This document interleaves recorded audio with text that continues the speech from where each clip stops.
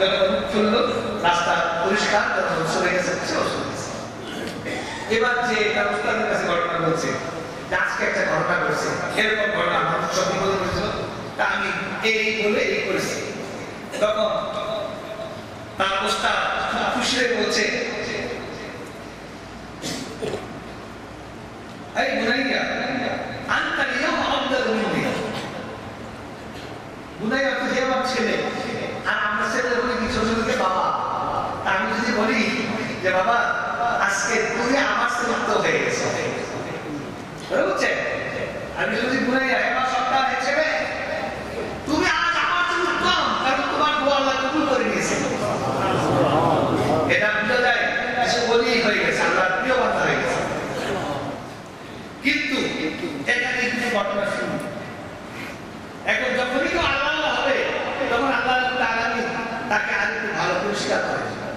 রাস্তাঘাটে অনেক কিছু করে থাকে, পাথরটা তো যাই হোক, কিন্তু আপনি একটা উঠে দিয়েছেন, এটাকে ধুয়ে বসে সাফ করেন না, কি বলে? তাহলে এরকম আল্লাহ তাকে নির্বাচন করেন, তাকে একটু পরীক্ষা নিরীক্ষা করে সুন্দর করে, এবং এই সুন্দর হচ্ছে পরীক্ষার পর পরীক্ষা।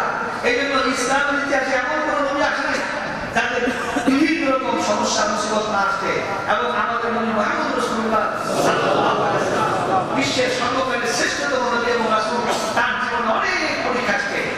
মায়ের পেট থাকতে বাবার মৃত্যু, শৈশবে মায়ের মৃত্যু, এরপরে কত আর্থিক সমস্যা, পারিবারিক সমস্যা, তারপরে ধর্মজগৎ শুরু হয়েছে সমস্যা, এই সমস্যা, এমনকি মুসলিম অমুসলিম সহ এই সংকটে গাছের ছাল খেয়ে থাকতে হয়েছে, তাই না?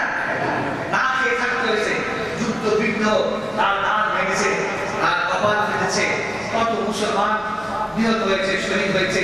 এই যে পরীক্ষা ঘটনা, এগুলো আসতে অনেক নবী রাসূল এমন অনেক নবী ছিল যে তাদেরকে জীবন্ত অবস্থায় মাথায় করাত রেখে তাদেরকে ফেরে জীবন দিতে হয়েছে। সেই ঘটনা কোরআনে আছে। তাহলে মানে বন্ধুরা আমার, আল্লাহ যখন কাউকে ভালোবাসে তখন তাকে কিছু পরীক্ষা করে। সেজন্য আপনি দেখবেন আল্লাহ রাসূল যখন নবুয়ত লাভ করেন, আল্লাহ রাসূল বুঝতে পারেন নাই নবী হয়েছেন, কিন্তু সেই দিন বিপদ চাপে নবী বুঝে গেছেন। কিভাবে? আপনারা জানেন যে আল্লাহ রাসূলের কাছে যখন নাকি ওই আসতো, পাশায় না ছিল, তিনি ভয় কাঁপতে লাগলেন, জ্বর এসে গেল, খানসাকে বলার পরে খানসাকে নিয়ে গেলেন। তখন তার ধর্মীয় পণ্ডিত ওরাকার কাছে তখন বলতে বলেছে যে আসছিল সেটা জিব্রাইল, এবং যার কাছে আসে তারই মুসিবত হয়, তারই মানুষ দেশ থেকে তাড়ায়, অত্যাচার করে, তোমাকে ছাড়াবে। আমি সেই দিন থাকলে তোমাকে সাহায্য করতাম। তা আল্লাহ রাসূল আশ্চর্য বলছে, আলাদা বিপদ দিয়ে উচিত মানুষ সবচেয়ে ভালোবাসে তাকে, তা আমাকে তাদের দিকে মানুষ এত প্রিয়।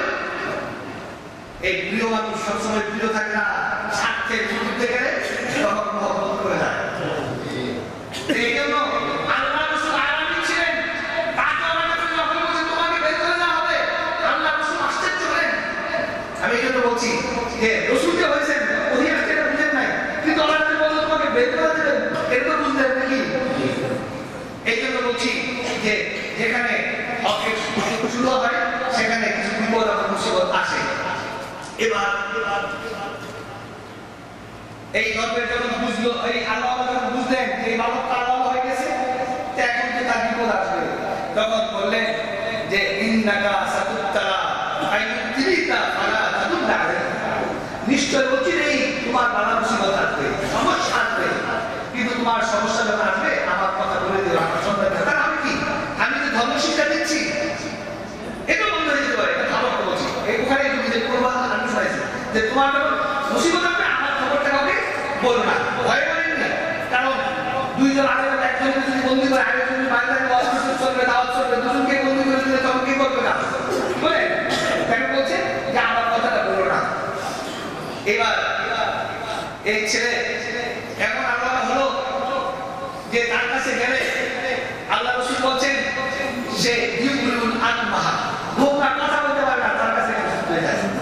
বল আবরাসা, কুষ্ঠরোগী ভালো হয়ে যায়। ওয়াইদাবিন নাসা মিন সাইরিল আদওয়া, সমস্ত রোগের চিকিৎসা করে, ভালো হয়ে যায়। সে ভালো করে না, কে করে?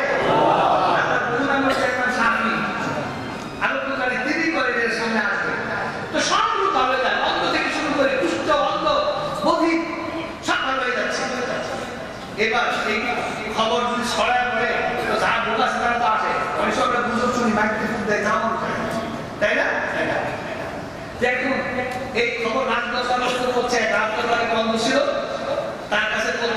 সে খবর পেয়ে অনেক হাদিয়া রাত দরবার কাছে যারা থাকে তার একটা অবস্থা ভালোই থাকে, সাধারণ ধনী লোকাই থাকে, অনেক বড় ব্যবসায়ী। আমার মতো আপনার মতো লোককে চাষ করবে নাকি? 3 মাস চাষ নাই বলা হয়। ওই বিশেষ দিনে কিছু ফকির একটু ফকিরকে চাষ দেয়, কি করে আলো ভালো। তো যাই হোক, এবার রাত দরবারের লোক, ধনী লোক, সে অনেক হাদিয়া উপহার নিয়ে চলে আসছে এই ছেলের কাছে অন্তত ভালো হওয়ার জন্য। এসে বলছে যে দেখো আমার কাছে বিশাল উপহার আছে, হাদিয়া উপহার সব তোমার হয়ে যাবে যদি তুমি আমাকে ভালো করে দিতে পারো, সব করে ফিরে দিতে পারো। এবার ছেলে বলছে, এই যে আল্লাহ ছেলে, এবার সে বলতেছে যে ইন্নী লা আশফি আহাদান ইন্নামা ইয়াশফি আল্লাহ। এটা বলছিলেন ভালো করে, নিশ্চয় আমি কাউকে ভালো করে নেশাবাদ দিই না, নিশ্চয় আল্লাহ সমাধানকারী। ফাইন আনতা আমানতা বিল্লাহ দাউতু বিল্লাহ ফাশাফাক আল্লাহ। তুমি যদি ঈমান আনো তাহলে তোমার জন্য আমি দোয়া করব, তোমাকে আল্লাহ সমাধান করবে। তাহলে বুঝা যাচ্ছে যে আল্লাহ লোক যখন আল্লাহর কাছে চায় আল্লাহ দেয়।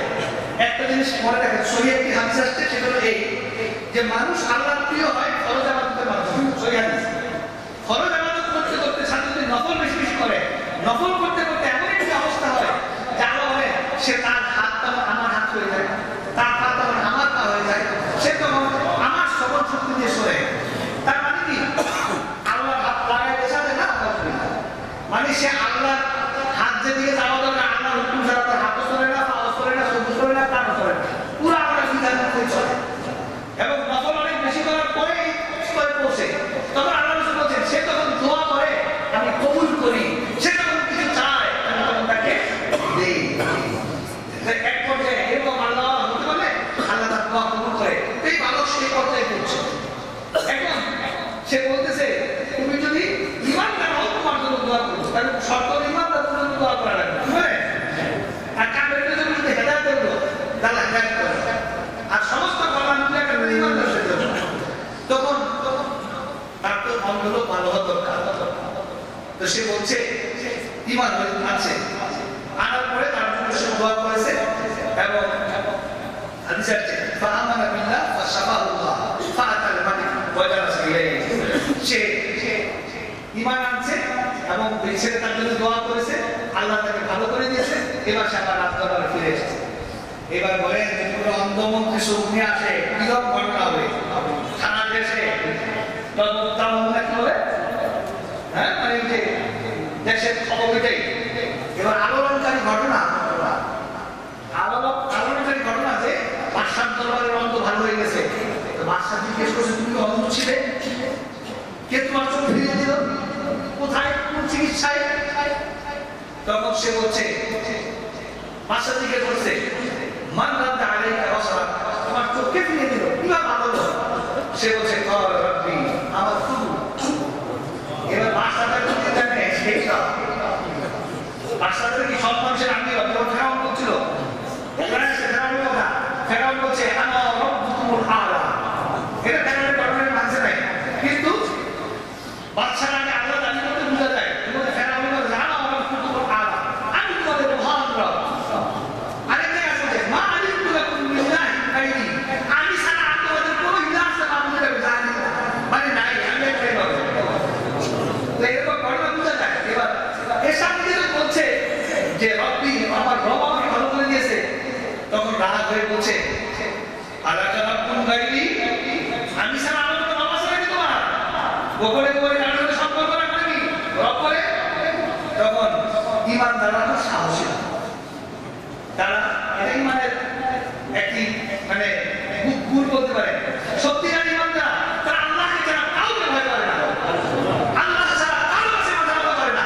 সে জুলুম ফাঁসি তুচ্ছ, কারণ তার সামনে আল্লাহ। তো এই জন্য ঈমানদাররা যুগে যুগে সাহসী হয়, আর যদি সাহস না থাকে ঈমানদার হতে পারবে না। তাই আরেকটা আছে যে ঈমানদার সব সমান হবে, এটা ঠিক। যেমন আবু বকর একদম ছিল না, আবু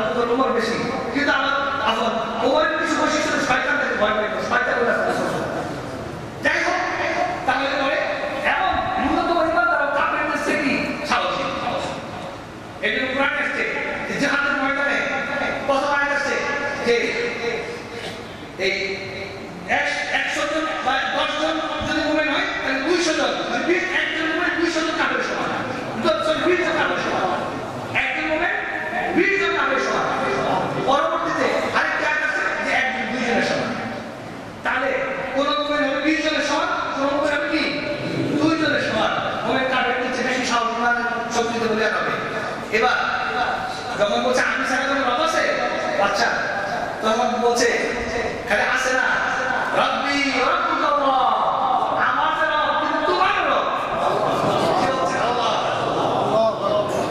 এই আল্লাহর কথা বলে গেছে তো এবার যদি নাস্তিক থাকে আল্লাহর কথা বলে তারা খুশি হবে নারাজ নাস্তিক যারা ধর্মদ্রোহী যারা ধর্মের শত্রু যারা তারা ধর্মের কথা শুনলে ধর্মের রূপ দেখলে ধর্মের উন্নতি দেখলে খালি চলেই চলে এবার সেরে গেছে আর দেরি নাই ফাহাদাতা ফালাম ইয়াসাল ইউআযিবহু হাত্তা তাল্লা আলা গোলাম এবার তাকে অত্যাচার শুরু করে দিয়েছে দেশের রাজত্ব তার সাথী সে ওদের শত্রু দেখছেন আমি বলছি না ওদের বিপদা যদি থাকে স্বার্থের ব্যাঘাত যদি ঘটে তখন বন্ধু শত্রু হতে বেশি কম না শুরু করে দিল তার সাথীকে আঘাত দেওয়া কোথায় কে তোমাকে সম্মান দিল আমি ছাড়া আরেক অস্বীকার করার কথা বললো তখন সেই কোরআনের সন্ধান দিল যে ওই ছেলে এইভাবে সবাইকে চিকিৎসা করে এবং আমি শুনে গেছি এই ঘটনা ইত্যাদি এবার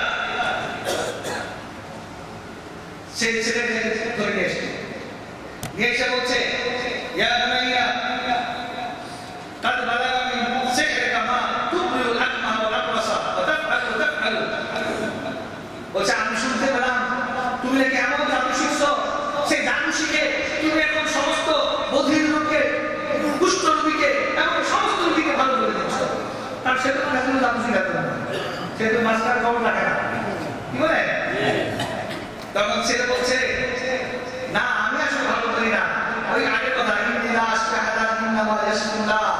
আমি তো ভালো করি না ভালো করে আল্লাহ তখন যে জাদুর কথা না ভিন্ন কথা কয় তখন বলছে যে এই ছেলেটাকে আমার শাস্তি দেওয়া শুরু করলো ধীরে ধীরে এমন অবস্থা হলো যে ওই রাহেব যে ধর্মগুরু তাকেও এখন বলে কি যেন বিমান তো এরকম ভাবে শাস্তি দেয় মানুষ যখন সহ্যের বাইরে যাওয়ার সম্পর্কে বাধ্য হয় তখন বলে দিয়েছে ওই ধর্মগুরুর কথা তখন এই ছেলেকে ধর্মগুরুকে এদেরকে বলছে যে তোমরা তোমাদের ধর্ম ত্যাগ করো আগে ধর্মে ফিরে যাও এরকম যদি বলে আজকে কাজ করবেন সত্য স্পষ্ট কথা বলতে হবে অনেকে বলে আমরা ইসলামী রাজনীতি থেকে দূরে আমরা খালি রাজনীতি করি না কিন্তু পুরোটা মিলে ধর্মের মধ্যে একটা বিষয় ইসলামী রাজনীতি আজকাল প্রথমে আমার হচ্ছিল কোনো জানি না আমরা সবাই জানেন যে ইসলামী রাজনীতি থাকবে না ইসলামী রাজনীতি চলবে না এখন হচ্ছে সব ইসলামী লোক একত্র হয়ে যাচ্ছে এখন একদমকে বাদ দিয়ে বাকি হচ্ছে না অন্য থাকবে কনসিডার মানে কি যে একটাকে হজম করতে পারলে বাকিটা আস্তে আস্তে এটা বলি করবো না আসলে উদ্দেশ্য অসৎ আমি আজকে নিজের চোখে দেখলাম তাদের সম্মেলনের শেষ অংশটা তার নাম জানেন নেতাকে চিনেন আপনারা আজকাল বছর আগে থেকে হাদিসে আসছে আজান হলে শয়তান পালায় যায় তার বাস্তব নমুনা দেখলাম আজকে সেটা কি ভাষণ চলতেছিল হঠাৎ করে বন্ধ কারণ আজান শুরু হয়ে গেছে মাত্র তাই না আবার যেমনি আজান শেষ হয়েছে আবার ভাষণ শুরু হয়েছে তো বাহ্যিকভাবে বুঝাইছে আজানকে শ্রদ্ধা দেখায় আমরা এতক্ষণ ভাষণ বন্ধ রেখেছি আমি স্বাগত জানাই আমার এই কথাবার্তা হয়তো শুনবে না কেউ খবর দিতে জানবে অসুবিধা নাই এই যে আজানের সময় বন্ধ রাখবো এটাকে স্বাগত জানাই কিন্তু সাথে সাথে নিন্দা করি যে আজানের সময় আপনি ভাষণ বন্ধ রাখবেন কিন্তু আজানের পরে কয়েক মিনিট হয়তো নামাজ হয় আজান বেশি গুরুত্বপূর্ণ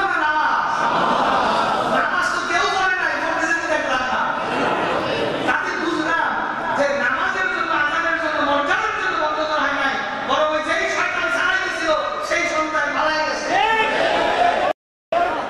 ওই জন্য আজান দিলে শয়তান পালাই যায় হাদিসে আসছে এত কষ্ট হয় বরদাস্ত করতে না পারে ভাবতে ভাবতে ভাগে আজান যখন দিছে তখন বন্ধ হয়ে গেছে আমার আজান শেষ চলে আসছে শয়তান চলছে ইসলামের বিরুদ্ধে ষড়যন্ত্র আমি এই জন্য বলছি যে আমি নাস্তিক আপনাদের ইসলামের দুশ্মন করবো না, তাহলে আপনি লাখ লাখ মানুষ, আমরা যদি 17-10 5 এখন নামাজ পড়ে, আপনি হাজার হাজার মানুষ কয়েকজনকে সাক্ষর করে নামাজ পড়াই দিলেন না। যদি আপনাদের মধ্যে ইমানদার মধ্যে থাকবে, তাহলে কেউ কি করে নামাজটা বাদ দিলে সবাই সেখানে। আজকে কথা বলছি, আমি কিন্তু আগে বলছি তাদের বাক্যের পক্ষে বিপক্ষে বলার উদ্দেশ্য নয়। আমি যদি মুসলমান থাকি, পারি না থাকলে তাই করে নামাজ পড়বো, কি বলে বলতে পারে। যাই হোক, আমি এই জন্য বলছি যে ইসলামের কথা বললে আল্লাহর নিয়মটা ভয় পায়, তার হিংসা হয়। এবার আযাব দেওয়া শুরু, তা আযাব দিয়ে কি করলো বলছে যে ওই রাহেবকেও ডাকলো এবং রাহেবকে ডেকে তারকে বললো তোমার ধর্ম ত্যাগ করো। কোনো মতেই যখন ধর্ম ছাড়লো না, তখন ওই রাহেবকে মাথায় কড়া বসিয়ে আগে ফেলে গেল। হাসি শুধু না, বুলেট দিয়ে হত্যা করে না, গলায় জড়িয়ে ধরে হত্যা করে নয়, একটি মানুষকে মাথায় আপনি গলা চালাইতে থাকেন যতক্ষণ তার মৃত্যু না হবে, কি কষ্টটা এসে পাবে। এইভাবে ধর্মের কারণে, আল্লাহর দ্বীনকে মানার কারণে, তাওহীদের কারণে আল্লাহর দুই শত্রু কাফের বাদশা তাকে শাস্তি দিল। শাস্তি দেওয়ার পর এই গোলাম ছেলেটিকে বারবার বললো ধর্ম ত্যাগ করার কথা, কোনো অবস্থায় ধর্ম ত্যাগ করলো না। তখন বললো যে একে আর এভাবে মারবে না, নতুন শাস্তি দিল। শাস্তি দেখে বিভিন্ন ধর্ম পাল্টা হবে। এবার কি করতে হবে বলছে, শিক্ষণীয় শাস্তি অন্যরা যেন শিক্ষা পায়, এরকম কাজ না করে। বলছে বিশাল পাহাড়ে দিয়ে দাও। হাতিদের কি বলছে বাচ্চা, পাহাড়ে দিয়ে পাহাড় থেকে ধাক্কা মেরে ফেলে দাও, গলায় গলায় পড়বে আর মরবে, মাথা ফাটবে, নাক ভাঙবে, কি হবে, হাত ভাঙবে, আস্তে ধীরে মরতে থাকবে, মরতে থাকবে। এইভাবে আপনারা বলছেন আমাদের দেশে সিধা আগে পাহাড়ে বড় বড় গাছ ফেললে তো আটকে থাকবো। মক্কায় গিয়ে দেখছেন পাহাড়ে পাথর বিশাল বিশাল, আটকাটাটি ব্যাপার নেই, পাথরের উপর বাঁচা থাকবে একটা। তো কোন পাহাড়ে নিয়ে গেছে এটা জানে, বলছে পাহাড়ে নিয়ে যাও, বিশাল পাহাড় থেকে ফেলে দিয়ে তারপরে তাকে হত্যা করো। তো যেইভাবে কুকুর সেভাবে কাজ নিয়ে যাওয়ার পর এবার ফেলে দেওয়ার পূর্বে শেষবারের মতো বলছে যে ফাইন রাজা আনদিহি ওয়া ইল্লা ফাতরাহু ফাযহাবু বিহি, বলছে যদি ধর্ম থেকে না শেষবার করলো তাহলে ফেলে দিবে। এবার নিয়ে গেছে, যাওয়ার পরে যখন ফেলে দিবে, ওই মুহূর্তে ওই যিনি ওই যে আগে ঘটনা শুনে জানাচ্ছে, সেই ঘটনা থেকে তিনি আমাদের দেখেন না, দেখেন না, ইব্রাহিম আলাইহিস সালাম বলেন আপনি ফেলে দিবেন। হাদিসে এসে কেউ কাছে ধরে বলছেন যে কোনো সাহায্য করতে পারি তোমাকে, বলছে যদি তোমার পক্ষ থেকে হয় তাহলে দরকার নেই, তুমি যে আল্লাহ হুকুম এটা বলো বয়কা, আর তোমার ব্যক্তিগত যদি প্রচেষ্টা আমার দরকার নেই, আল্লাহ আল্লাহ দেখবেন ফেলে দেওয়ার সাথে সাথে একটু কষ্ট করার আগে আল্লাহ হুকুম দেয়, আমি আগুনকে বললাম হে আগুন তুমি ইব্রাহিমের প্রতি ঠান্ডা হও, সাথে বলেন সালাম শান্তিদায়ক ঠান্ডা, বড় বড় কষ্টদায়ক। তাহলে আল্লাহ ইব্রাহিম আলাইহিস সালামকে যেমনি রক্ষা করেছেন, এমনিভাবে ফেরাউনের কবল থেকে মূসা আলাইহিস সালামকে সাগরে রক্ষা করে, সাগর রাস্তাকে রক্ষা করেছেন। ঈসা আলাইহিস সালামকে তার মতো কোন থেকে যেমন আকাশে নিয়ে গেছেন, তেমনি ভাবে তিনি সবাইকে রক্ষা করতে পারেন। আল্লাহর ইচ্ছা হওয়া দরকার। তাই তিনি এখন এই ছেলে আল্লাহর শরণাপন্ন হলেন, দোয়া করে দিলেন, বলেন আল্লাহুম্মা ফিনি বিবাসি, হে আল্লাহ আপনি তাদের থেকে আমাদের রক্ষার জন্য যথেষ্ট, যেভাবে ইচ্ছা। আল্লাহ এই দোয়া কবুল করলেন। তারপর অসংখ্য মানুষকে আল্লাহ সুস্থ করে দিয়েছেন, অন্ধকে কুষ্ঠকে, তাই না? আল্লাহ তাকে রক্ষা করবেন, শুধু আল্লাহই করেন নাই। এবার যিনি আল্লাহর কাছে ফরিয়াদ করেছে, আল্লাহ রাব্বুল আলামিন তার ফরিয়াদকে কবুল করেছেন এবং সেই পাহাড় কেটে উঠেছে, তারা সবাই ধ্বংস হয়ে গেছে। মানব আল্লাহ সাধারণ ঘটনা, যেখানে একটা বিপদ আছে সহজে আছে, কিন্তু এই বিপদ পাহাড় কখন দিল, সবাই মরে গেল, ধ্বংস হয়ে গেল, সে সুস্থভাবে আবার রাজদরবারে লোকালে ফিরে আসবে। বাচ্চা যখন জানতো, দেখলো, বললো কি ঘটনা, কিভাবে বেঁচে আসবে, তখন বলছে এই তো ঘটনা, সময় হয়ে গেছে, বলছিলাম আপনার একটু সমস্যা নেই তো, হয়তো পারা হয়েছে না। এবার বলছে যে এই ঘটনা আমাকে ফিরে যাওয়ার মুহূর্তে আমি দোয়া করেছি, আল্লাহ আমাকে রক্ষা করেছে। সমস্যা পাহাড়ে কি মারা সম্ভব না, তাহলে নিয়ে যাও গভীর সমুদ্র দিয়ে উত্তাল তরঙ্গের মধ্যে ফেলে দেবে, ডুবে হালুর মুখে পড়ে যাবে সাগরে। এটা আমি আমার করছি, উঁচু করছে ফেলে যাও, সাগরে নিয়ে যাও বড় নৌকা দিয়ে, কিস্তি দিয়ে। ওখানে হাদিসের সমাজে তুৎপুর, মানে কেউ বলছে এটা অর্থ হচ্ছে ছোট নৌকা, কেউ বলছে বড় জাহাজ। তবে এটা ভাবার্থ বোঝা যায় যে এটা খুব ছোট, বড় না হলে একবারে ছোট হবে না। এই জন্য যে সমুদ্রের মধ্যে চলতে গেলে তো অতটুকু বড় লাগবে, কি বলে সমুদ্রে মানুষ সাঁতরায় না আসতে পারে, এতটুকু গভীর করে তাকে ফেলতে হবে। তো এবার বলছে যে তাকে দিয়ে ফেলে দাও। হাদিসে যে কুরকুর শব্দ, ফাহমালুহু ফি কুরকুরিন তাওয়াসসাতু বিহিল বাহরা, ওই সমুদ্রের মাঝখানে চলে গেল অনেক গভীরে গিয়ে তাকে বলছে বাচ্চা যদি ওখানে গিয়ে দিন থেকে ফিরে আসে মৃত্যুর ভয়ে, তাহলে ছেড়ে দিও আর ডানার উপরে নিক্ষেপ করে দিও। এবার আল্লাহ রাব্বুল আলামিন চাইলে সবকিছু করতে পারে। আবার নিয়ে গিয়ে যখন চেষ্টা করছে তখন সে আবার অনুবাদ করছে আল্লাহুম্মা ফিনিহি বিমা শি'ত, আল্লাহ তাদের থেকে আপনি তো আমাকে রক্ষার জন্য যথেষ্ট, যেভাবে ইচ্ছা। এই দোয়া করার সাথে সাথে ওই জাহাজ ডুবে তারা সবাই পড়ে গেছে, ওখান থেকে সে বেঁচে আসে। আপনারা প্রশ্ন করতে পারেন কি করে বাঁচলো ইব্রাহিম আলাইহিস সালাম, কি করে আপনি কি করে বাঁচলো ইউনূস আলাইহিস সালাম, কি করে গভীর সমুদ্র থেকে চলে আসলেন? তো আল্লাহ তাকে কিভাবে দিয়েছে আল্লাহ জানে, চলে আসছে। আল্লাহ রাসূল বলেছেন সত্য ঘটনা। এই জন্য আল্লাহ যদি আমাদের রক্ষা করে কেউ তা করতে পারে না। আমি একটি লাভ শেষে বলবো, এই ঘটনা শেষ।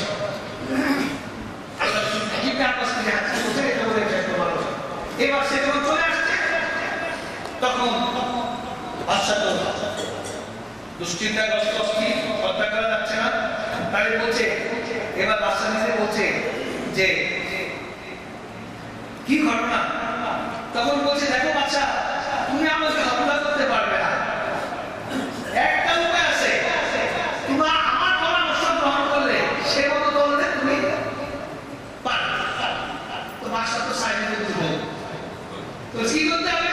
বলছে সব মানুষকে এক নজরে রাখো, বড় যে বসন্ত করে করার পরে কি করতে হবে?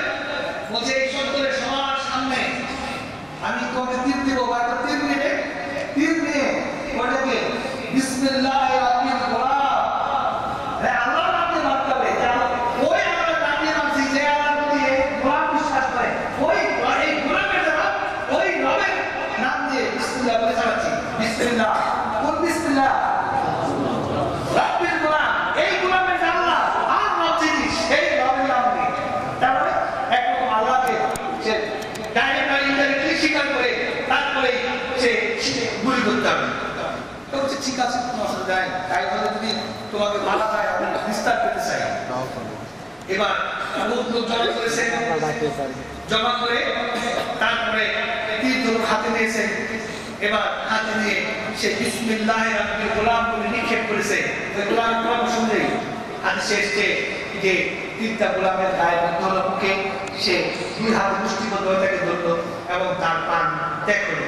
কিন্তু এখানে কি শেষ না, মনে রাখবেন যে যদি ওই ঘটনার এখানে শুরু, ওই যে আগুনের গর্ত, সেখানে হচ্ছে যে গোলামের ইচ্ছা কি ছিল? মানুষকে আল্লাহর দাওয়াত দেওয়া, ইমানদার হয়ে চিকিৎসা করতে, আল্লাহর দাওয়াত দিত। তো এখন একজন একজন করে কতজনকে দেবে? এই জন্য বলছে যে একটি জীবন একদিন তো শেষ হতে হবে, তাই না? আমার জীবনের বিনিময়ে যদি ইসলাম প্রচারিত হয়, আল্লাহর দ্বীন প্রতিষ্ঠিত হয়, তাহলে আমার জীবন তো তুচ্ছ। তাই তিনি বলছেন যে এই কথা। এখন তিনি যেমনি ভাবে তীরবিদ্ধ হলেন, তিনি যখন তার ইচ্ছা শিক্ষা দেওয়া অনুযায়ী দেখলো মানুষ দেখলো এটা সত্য কথা, পাহাড়ে নিয়ে মারতে পারে নাই, সাগরে নিয়ে মারতে পারে নাই, আর বিসমিল্লাহ বলে তীর নিয়ে মারলো এই রবে, এই রব সেই। তখন উপস্থিত সমস্ত জনতা বলছে আমান্না বিরাব্বিল গোলাম, আমান্না বিরাব্বিল গোলাম, আমান্না বিরাব্বিল গোলাম। এই গোলামের যে রব, সে আল্লাহ থেকে আমরা ঈমান আনলাম। দোয়া করেন আমাদের সমস্ত সত্তরের বদলে মুমিন হয়ে যান। আমিন। আল্লাহ সবাইকে আমাদের সকলকে ঈমান মজবুত করে দেন। এবার কার ইচ্ছা পূরণ হলো? আশরাফের গোলামে গোলাম যেটা চাইছিল মানুষ ইমানদার হোক, ইমানদার হোক, কিন্তু এখানে তো একজনকে মারতে গিয়ে কতজন যে হাজার না লাখ বলা হয়, ভাব করা হলো, সব মনে হয়ে গেল। বাদশাহ দুষ্কৃতি হলো, খেলে গেল। কিন্তু খারাপ লোকেরা, এই জালেম অত্যাচারীরা, কাদেররা, এরা ছোটখাটো নিদর্শন থেকে কান পায় না। আগুনের মধ্যে যখন ডুববে তখন বলে আমি ওই মুসার দিবার না, তখন কাজ হবে, তাই না? এই জন্য এ বলছে তাহলে কি করবে? এদেরকে ছেড়ে দেওয়া আন্দোলন হয়ে উচিত ছিল তার সাথে, এরা ঠিক আন্দোলন হয়ে যায়, তাই না? কিন্তু তা না করে এদেরকে বললো তোমরা আন্দোলন থেকে পিছু দাও, খাও যে বিশ্বাস করছো। এই ঘটনা মুসার সামনে যুবক ঘটেছে, যখন সব জাদু করতে নিয়ে এসেছিল, জাদু করে বুঝতো মুসার এই যে রাখি আল্লাহ পুত্র, আল্লাহ সত্যি, আল্লাহ মহিমা, তো সব জাদু করবো সময় হয়ে গেছে, তাই না? আল্লাহ দিবস বুঝতে পারলে মানুষ মানতে হয়, কিন্তু মুসা কিন্তু তাদের তাদেরকে হত্যা করেছিল। তাই এই ঘটনায় এই ইমানদারদেরকে বলা হলো, তার যে পেটো বাহিনী চালিয়ে দিল, এদেরকে গ্রেফতার করো, বড় বড় বিশাল গর্ত করে এদেরকে রাখতে দিয়ে এদেরকে হত্যা করো। এইভাবে ষড়যন্ত্র করে ওই বাদশা ওই ইমানদারদেরকে আবার ওই গর্ত করে তাদেরকে নির্মমভাবে তাদেরকে হত্যা করেছে। সেই কসম কেন হচ্ছে ওই ঘটনার কসম করে বলছি, যারা প্রত্যক্ষ করছিল, যাদেরকে প্রত্যক্ষ করছিল, এরপরে সেখানে কি আছে? যে যদি ইমানদারদেরকে আযাব দেওয়ার পরে তওবা না করে, তাহলে কঠিন শাস্তি হবে তাদের, তাই না? তাহলে এখানে একটি ছোট্ট শিক্ষা একটি রয়ে গেছে ঘটনার মধ্যে। সেই ঘটনায় বলা আছে যে মা তার কোন সন্তান, এবার মা যখন আগাচ্ছে, সন্তানের মায়া থেমে যাচ্ছে, তখন সন্তান বলছে ইসবিরি ফাইন্নাকা আলাল হক, এ মা তুমি ধৈর্য ধারণ করো, তুমি হকের উপর আছো। কাজেই এই ছোট করে সন্তান বলছে মাকে, মা ভয় নাই, চিন্তিত হওয়ার কারণ নাই, হকের উপর আছো। তার মানে মাকে উদ্বুদ্ধ করছে যে আমাকে সাথে বলো, তার মানে এই আগুন তো বেহেশতে রাখবে, আগুনে ঝরে পড়ে মরবে, বেহেশতে চলে যাবে। কাজেই ইমানের জন্য কারো যদি মৃত্যু হয়, ইমানের জন্য কারো যদি জুলুম হয়, কারো অত্যাচার হয়, কারো ধ্যান হয়, কারো ফাঁসি হয়, এটা আনন্দের, এটা দুঃখের নয়। কারণ হক এবং বাতিলের দ্বন্দ্ব চিরস্থায়ী, কিন্তু শেষ পরিণতি হকের বিজয়। কারণ আল্লাহ পাক বলেছেন ওয়াকিবাতুল মুত্তাকিন, শেষ পরিণতি শুভ পরিণতি মুত্তাকিনদের জন্য।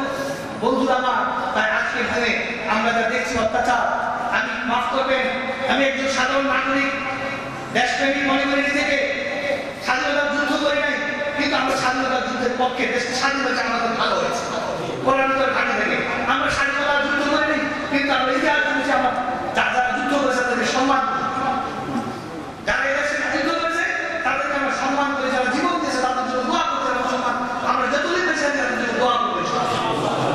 কিন্তু যুদ্ধের প্রেক্ষাপটে কিছু হতেই পারে পক্ষে বিপক্ষে, সেটার জন্য 40 বছর পর আমি তো বলছি শাস্তি হোক, বিচার হোক, না হোক, এটার কথা আমি বলছি না।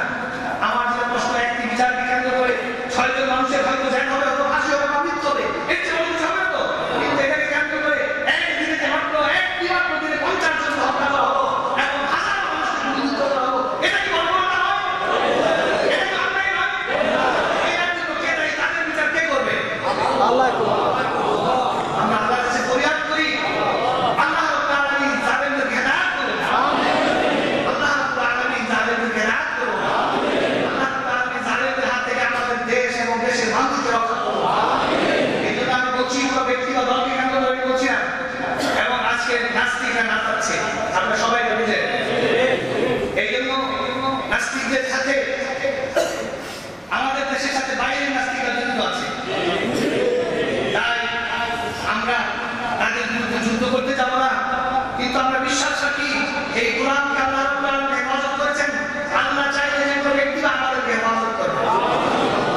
আর যদি এই কোরআনের মতো শেষ পরিণতি জীবন দিতে হয়, আমার একজন আমার মতো কারো যদি একজন মাত্র 20 জনের জীবনের বিনিময়ে ইসলাম যদি প্রচারিত হয়, প্রতিষ্ঠিত হয়, তাহলে আমার আলহামদুলিল্লাহ, ইমানদার হয়ে কোনো দুঃখ নেই, কোনো কষ্ট নেই, কোনো ক্ষতি নেই। তাই আমি সময় হয়ে গেছে, আর একটি আগে বলছি যে 9টা পর্যন্ত আমি লাস্ট টাইম নিয়েছি, এর মধ্যে শেষ করবো একটা হাদিস শুনে। আল্লাহ রাসূল তার প্রিয় চাচাতো ভাই আব্দুল্লাহ ইবনে আব্বাস একদিন তার পিছনে ছিলেন, হঠাৎ করে বললেন যে ইয়া গোলাম, ওই গোলামের কথা, গোলাম কি বলছি, কিশোর অথবা তরুণ, তো বলছি ইবনে আব্বাস 8 বছর ছিলেন আল্লাহ রাসূলের সময়, এবং তিনি ছিলেন উম্মতের শ্রেষ্ঠ মুফাসসির। আল্লাহ রাসূল উপস্থিতিতে তিনি কোরআনের ব্যাখ্যা করেছেন, আল্লাহ রাসূল তার জন্য দোয়া করেছেন। তাই তিনি ছিলেন সাহাবীদের মধ্যে মুসলমানদের ইতিহাসে সবচেয়ে বড় কোরআনের মুফাসসির। তো সেই ইবনে আব্বাসকে বলছেন ইয়া গোলাম ইন্নী উআল্লিমুকা কালিমাত, আমি তোমাকে কিছু কথা শিক্ষা দেব, খুব গুরুত্বপূর্ণ কথা। শোনো, ইহফাজিল্লাহ ইয়াহফাযুক তাজিদহু তুজাহা। মনোযোগ দিয়ে শুনেন, আল্লাহ বলেছেন আল্লাহকে হেফাজত করো, তাহলে আল্লাহ তোমাকে হেফাজত করবে। এবার আমরা বলবো আল্লাহ তো হাফেজ, আল্লাহ তো সবাইকে হেফাজত করে, কিন্তু আমরা আল্লাহকে হেফাজত করি কি করে? এর অর্থ হচ্ছে যে আল্লাহর দ্বীনের হেফাজত করো, দ্বীনকে গ্রহণ করো, পালন করো, মান্য করো, প্রকাশ করো, প্রতিষ্ঠা করো ইত্যাদি। মানে দ্বীনকে গ্রহণ করো, পালন করো। তুমি যদি আল্লাহর দ্বীনকে গ্রহণ করো, আল্লাহ তোমাকে হেফাজত করবে। এরপরে বলছেন ওয়াইদা সাআলতা ইযা সাআলতা ফাসআলিল্লাহ, যে কোনো সমস্যায় যা কিছু চাওয়ার আল্লাহর কাছে চাইবে। ওয়াইদা ইসতাআনতা ফাসতাইন বিল্লাহ, যখন সাহায্য চাওয়ার আল্লাহর কাছে। এই যে একটু আমি ঘটনা দেখলেন, ওই কি ওদের কথা বলছিল না, আশার হাতে ধরে বসছিল লক্ষ্য করে সেই পাহাড়ের চূড়ায় বলছে আল্লাহুম্মা ফিহি নিবাসী, আল্লাহ পাক আসমান থেকে শুনেছেন, সাথে সাথে কথা বলছে, তাই না? তাহলে আল্লাহর কাছে চাইলে আল্লাহ গ্রহণ করেন, যে কোনো অবস্থায় আল্লাহ যে কোনো জায়গায় আপনি কথা বলতে। তাই আল্লাহ বলছেন চাইলে আল্লাহ কাছে চাও। এরপর বলছেন ওয়া'লাম আন্নাল উম্মাতা লাউ ইজতামা'আত আন ইয়ানফাউকা বিশাইইন লাম ইয়ানফাউকা ইল্লা বিশাইইন কাদ কাতাবাহু আল্লাহু লাক। তিনি বলছেন গোটা মানব জাতি যদি চায় তোমাকে উপকার করতে, সামান্য উপকার করতে পারবে না, আল্লাহ যে চাইবে। তার মানে কি? লোক দেখলেই আপনার হবে, এটা ভাবার কোনো কারণ নাই। কারণ আল্লাহ যার জন্য যেখানে যার অবস্থা লেগে রেখেছে সেটাই হবে। এরপর বলছেন ওয়াইস্তামাউ আইয়াদুরুকা বিশাইইন লাম ইয়াদুরুকা ইল্লা বিশাইইন কাদ কাতাবাহু আল্লাহু লাক। আর সমস্ত মানুষ মিলে যদি ক্ষতি করতে চায়, কিছুই করতে পারবে না, ওইটুকু যে তোমার ভাগ্যে আছে। তার মানে আমরা ভাবছি যে কিছু করলো না, আল্লাহ পাক ভাগ্যে লিখে আছে, বিশ্বাস করি না। আসমান জমিন সৃষ্টি 50,000 বছর আল্লাহ বলে রেখেছে। আমরা আজকে কে নাচবো, কে নাচবো তাও ছিল। আমি আগে বলে একদিন বলছি সম্মেলনে, আমি একজন বিখ্যাত পাকিস্তানি আলেম একজনকে আসলে আমার দেখা আবার মেহমান হলো। তো তিনি অনেক বড় আলেম, কোরআনের তাফসীর লিখেছেন, পাকিস্তানের বড় হকপন্থী 4-5 জন আলেমের মধ্যে একজন। তাকে জিজ্ঞেস করছিলাম, সে আমরা যে চোখে টিপ দিয়ে অসংখ্যবার জানিও না, এই কে কতটা টিপ দিবে, কখন দিবে, এটাও কি লেখা আছে? সেই লেখা আছে। আল্লাহ পূর্ণ সেই সব কিছু মোকাদ্দার আছে। এবং এই হাদিস কোথায় আছে লক্ষ্য করে আল্লাহ রাসূল বলেন যে কেউ ক্ষতি করতে চাইলে ক্ষতি করতে পারবে না দুনিয়ার মানুষ মিলে কাউকে, আর উপকার করতে চাইলে পারবে ওইটুকু পাবে, যেন আল্লাহ লিখে দিয়েছে। এরপরে বলছেন রুশিয়াত রাখা কলম যেটা লিখেছে সেটা উঠানো হয়েছে কাগজ থেকে, আর কালি শুকিয়ে গেছে, মানে ধারটা ঠিক হয়ে গেছে। কাজে যা কিছু হচ্ছে, যা কিছু হবে মহান প্রভুর নিয়ন্ত্রণে, তার ইচ্ছা দিয়ে। কিন্তু আমরা ঠিক পথ জানতে বলে অস্থির হই, আমরা মানে বিপদগ্রস্ত মনে করি। আসলে তারা, কারণ ওই আল্লাহ যদি একজনের বিনিময়ে, যেমন দুলানের বিনিময়ে হাজার মানুষকে ইমান দিয়েছেন, এমনি ভাবে যদি যে কোনো মুহূর্তে যে কোনো সমস্যা আমাদের আছে ইসলাম জগতে, আর এটা যদি আল্লাহ তাআলা আমাদের ইসলামের জন্য হেল্প মনে করেন, এটা আমাদেরকে মানুষ হবে। কি বলে আমরা ইসলাম বা মুসলমানের সামান্য ক্ষতিতে খুশি না, অবশ্যই ক্ষতি ব্যতীত, কিন্তু আমরা এতটা বিচলিত হবো না, অস্থির হবো না, তার উপরে মুশকিল হবে যে আল্লাহ যদি আমরা ডাকবো ধৈর্য ধারণ করতে পারছেন, তাই না? কারণ আল্লাহ বলছেন ওয়াস্তাঈনু বিস-সাবরি ওয়াস-সালাত, তোমরা আল্লাহর কাছে সাহায্য চাও ধৈর্যের মাধ্যমে, নামাজের মাধ্যমে। নামাজ পড়ে দোয়া করেন, আমার আপনার দোয়া যদি আল্লাহ কবুল করেন, আমরা যা চাই তাই হবে। আর আল্লাহ বলছেন ইন্নাল্লাহা মা'আস-সাবিরিন, আমাদের ধৈর্য ধারণ করতে হবে। এই জন্য আমরা তাই বলি যে ইসলামের পক্ষে হয়ে আমরা এমন কোনো কাজ না করি যাকে দেখে যার মানুষ ইসলামকে কলঙ্কিত মনে করে, ইসলাম মানুষের সামনে ইসলাম সম্মান বিরক্ত হয়। তাই ইসলামের যে কোনো কর্মকাণ্ড ইসলামের সীমার মধ্যে থাকতে হবে। আমার কথা বলিস না, ইসলামের পক্ষের মানুষদের আজকে ঐক্যবদ্ধ হওয়ার সময় এসছে। আমি হানফি, আপনি শাফি, আমি হাত করে ধরি, আমি নিচে ধরি, এই নিয়ে আর আলাদা হয়ে থাকার সময় নাই। কেউ ভাবতে পারে ভয় পেয়েছে যে আমি সেই ভয় বলছি না, সত্যিকার অর্থে এটা আমরা যে বিভিন্ন রকম বিচ্ছিন্ন, এটা সরকারের চক্রান্ত, সেগুলো থেকে ঘুরে আমাদের বৃহত্তর মন মানসিকতা নিয়ে সকল মানুষের হওয়া উচিত। আমাদের এখানে আপনারা আছি, আপনাদের আমি বলবো দোয়া করেন, চেষ্টা করেন, কাউকে ঘৃণা করবেন না। মুসলমানকে তার পাপের জন্য যাদের একটু খারাপ, কিন্তু পাপের জন্য খাওয়া যায় না, বুকে জড়াই করেন, তাহলে দেখবেন আমাদের সমস্যাগুলো দূর হয়ে যাবে। এই হাদিসের বাকি অংশে আছে আল্লাহ বলছেন, আল্লাহ বলছেন ওখানে আছে তাজিদু তুজাহা, এখানে আছে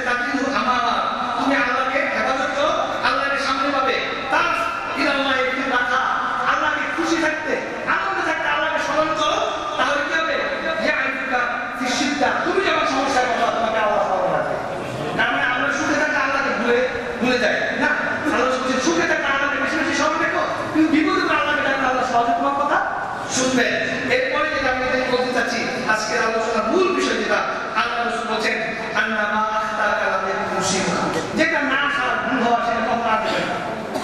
আর ওমা আসাবাকা লাম ইয়াকুন ইউখতিউ, আর যেটা আসা হওয়া সেটা হবে, এটা কোনো ভুল করবে না।